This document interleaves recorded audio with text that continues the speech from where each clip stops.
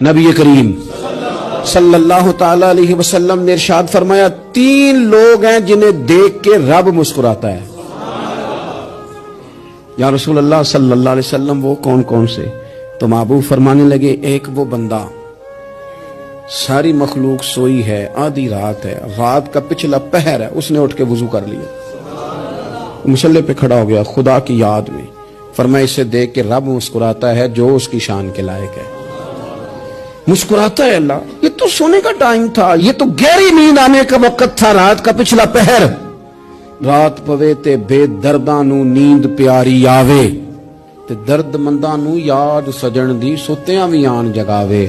اور ساون کی کالی راتوں میں جب بوندا باندی ہوتی ہے وہ راتوں کو اٹھ اٹھ روتے ہیں جب خلقت ساری سوتی ہے، اللہ مسکراتا ہے۔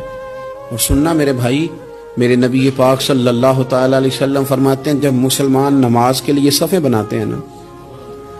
ترتیب لگ رہی ہوتی ہے، اب اللہ کی بارگاہ میں کھڑے ہوں گے، قیام کریں گے، رکوع کریں گے، سجود کریں گے، فرمایا جب مومن صفیں بناتے ہیں تو رب دیکھ کے مسکراتا ہے، مسکراتا ہے۔ کمال ہو گئے عروج بندگی کا، جب بندے کو دیکھ کے رب مسکرائے، خدا بندے سے خود پوچھے بتا تیری رضا کیا ہے، مسکراتا ہے۔ اور میرے نبی پاک علیہ السلام فرماتے ہیں جب مجاہد جہاد کے لیے صفیں سیدھی کرتے ہیں، آج تو یہ رب کے نام پہ مرنے ہی آ گئے، یہ صفوں میں کھڑے ہوں گے، ترتیب سے لڑیں گے، ترتیب سے گلا کاٹیں گے کافروں کا یا شہادت لیں گے۔ فرمایا جب جہاد کے لوگ صفیں بناتے ہیں تو رب انہیں دیکھ کے مسکراتا ہے۔ کتنے نصیبوں والا وہ بندہ ہے جسے دیکھ کے مسکرا دیا۔ او یار، کبھی تیرا بیٹا تیرے سامنے مسکرائے نا چھوٹا تو تیرا دل باغ باغ ہو جاتا ہے،